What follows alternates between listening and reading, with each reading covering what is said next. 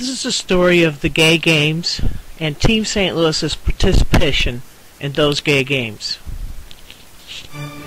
Dr. Tom Waddell had a dream, and we get to live his dream every 4 years. This article was taken from the Parade magazine, January the 7th, 2001. 50-year sports editor Dick Shops was asked to pick his 10 favorite athletes. Dr. Tom Waddell and Martina Navratilova were two of those. First games, first participation medal, 1,350 athletes, 179 cities, 12 nations, 14 sports, and they had $125,000 to put that on with. Only picture from 1982, first gay games. This is Debbie Law, now known as Deke. Patrick Gregory, who donated money to Team St. Louis when he left us, and Chris Kleindienst from Left Bank Books. Everybody knows Chris. 1986, San Francisco. On this occasion for the second gay games, they were the largest international amateur sporting event held in North America, with 3,482 men and women athletes competing in 17 sports. Kezar Stadium, San Francisco. That's Dr. Waddell and his merry little band of helpers over in the white pants and the blue jackets on the left-hand side. These games would have never happened if it hadn't been for these people right here, the volunteers, all the volunteers in every city of every game. Entertainment on the stage brings to my mind that 16 years later, in 2002, there was 560 people on the stage of the Sydney Opera House. There's those three again, and looks like one guy from Kansas City. Those three won medals at every game they went to. We're just always entertaining. Getting ready to go to Vancouver. Drag shows, tailgate sales, garage sales, crazy bowls. Oh, and yeah, Jello shots. Biggest part of the team for Vancouver 1990? Yes, that's Pat McNeil on the right. Isn't he cute? At Pride, selling hot dogs and hamburgers. I heard him say they would never do that again. We've all been there. Couple of familiar faces. Well, we're always having fun. Third Gay Games, August the 4th, 1990. BC Stadium, 7,300 athletes, 750 art performers, 15,000 spectators at the opening ceremonies. We lost Dr. Tom Waddell July the 11th, 1987, from AIDS complications, but his dream lives on. Toddy Dunham, coach of the arch rivals, who I drove to Vancouver. She had a heart condition and couldn't fly. Little did I know by the time I got out of Iowa that half the people on the road were going to the same place I was going. I was so excited I could hardly drive. Outside BC Stadium waiting to march in. That's our guys there in the teal shirts, Team St. Louis. Boston is in the pink, and I'm pretty sure the white ones are Hawaii. Together we ran, jumped, sang, played, loved, and unilaterally changed each other's lives. And may we never look back. First team that the arch rival played in Vancouver was a team from Montreal, which was a hockey team who made themselves into a softball team because there wasn't any hockey. But they so wanted to be there, they were sleeping in the park in tents. But, you know, some of them kind of moved into the hotel with us, and relationships were formed, and a good time was had by all. Chris Kleindienst, Kathy Johnson, both of them had won a gold and a silver that day. Kathy Johnson stayed with us until Amsterdam, I believe, and now is with Team San Francisco. Chris Kleindienst receiving one of her medals. You might know Debbie Law would choose the hardest thing to do, bicycle uphill. She won silver. You know it's all about the fundraising, and going to New York we got a little innovative. Rob Lotharo. Is Howard having a good time or what? There's Roth always doing his part. I think he holds the title for the most 50-50 tickets sold. Our own Debbie Schmidt. Aha! Jello shots. Tom was probably trying to talk Ellen into turning loose of some money. New York City, 1994. 7,000. Yes, I said 7,000 volunteers. 10,864 athletes. There were 15,000 seats in Wynn Stadium. There were 25,000 people in Wynn Stadium. We sat on the ground. Took 45 minutes for the procession to come in. And there were 2,000 cities represented. Walking into Wynn Stadium, Columbia University, New York City.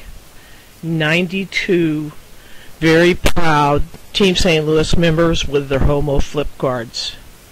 The games were changing the way the world looked at our community. And maybe even better, it was changing the way that we looked at ourselves. Remember now, this was 1994. It has nothing absolutely to do with Team St. Louis, but everything to do with the gay games. It was such a statement. The games were held in New York City in June that year to coincide with the 25th anniversary of Stonewall. I had a lot of pictures, but I thought this one was the best. The arch rivals, when they won the gold. I want you to pay particular attention to the right side of the screen, to the girl on the crutches. Her name is Drew Dockery. She pitched almost every game on a prosthesis. And at the end it was bleeding, and she had to take it off. Not a sad story, but a proud story. Sam Sinnott, 3 goals, cycling. Chris Kleindienst set a gay games record for the 40 to 44 year age group by winning the 400 meter for the 4th time. It's only been 4 games. Stephanie Jones, silver in wrestling. Deb Law, bronze in cycling. Bronze in cycling, bronze in figure skating. Bill Grant, 6 goals. I don't know how old he was, 86, 88, but if he got in the pool and he got out, he won. Cheryl France, that won gold for cycling, also was on the arch rival softball team that won gold. Dr. Deb Begogno, who won silver in golf, also put on a golf tournament before we left, raised almost $10,000, which was largely responsible for us having 92 people in New York. And Rob Lotharo, who won gold in rollerblading. Just to let you know, we weren't just a bunch of pretty faces. And these guys are just gold. Karen Schmalley, Ellen Dubinsky, they ran the volleyball concession stand for 8 years, maybe 9. And Ellen was always making sure we had money to do whatever we needed to do.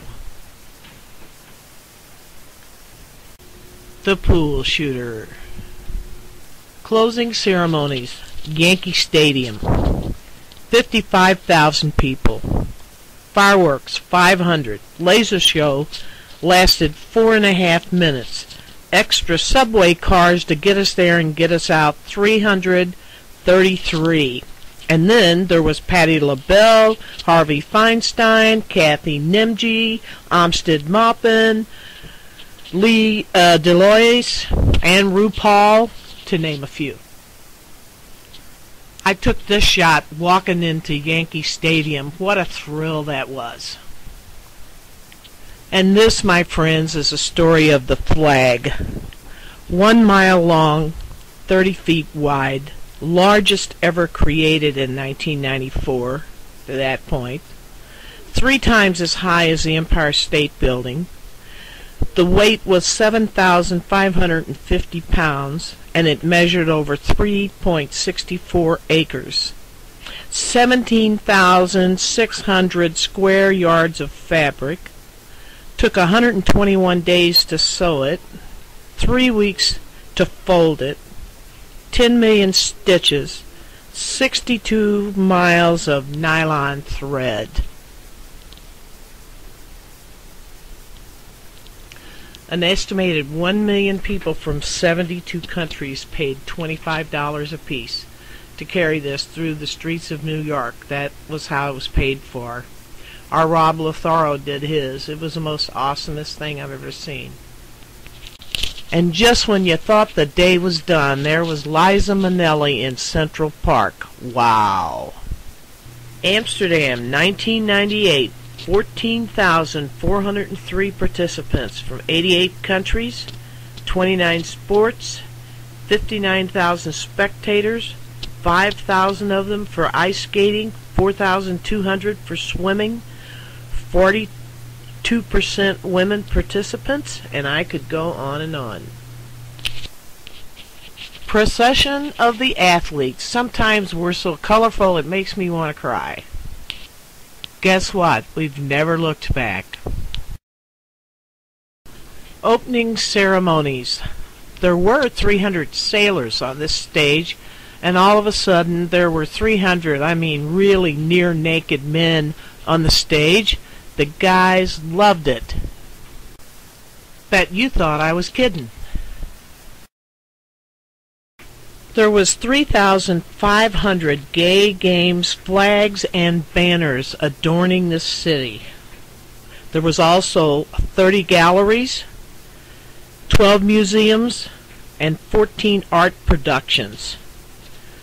1,200 cultural participants, 712,550 visitors to the games. Nice story on Brandon Brailes and Team St. Louis going to Australia. Part of the group that went to Turtle Cove before the Sydney Games. What a great time we had. This table got longer every night. This is where the party was at. Sydney, Australia, 2002. 13,000 participants, 30 countries, 31 sports, 11 cultural events. We also had people from Iraq, Pakistan, and the United Arab Emirates, where they even put people to death for being gay.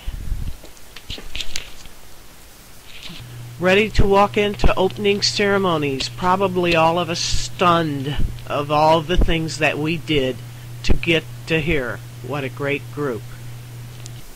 We had a ringside seat in Sydney, right next to the stage. We were the people with the most flags and a front row seat to watch Katie Lang, among others. It was Katie Lang's birthday, and she said, oh, that's what she always wanted, 40,000 queers singing happy birthday to her. The only time Cindy ever went to the games with me, and we had a great time. And need I say, we brought the best-looking volleyball team to Sydney.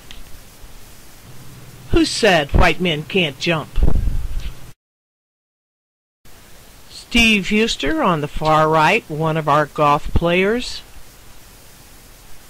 Debbie Schmidt, who placed 12th out of 90 women shooting pool. Betty Neely and the team mascot. And we have Bill Grant, 4 goals swimming. Rosemary McGuire, track. John Oberkramer and Jack LeMasters for softball. Jay Pulford for track.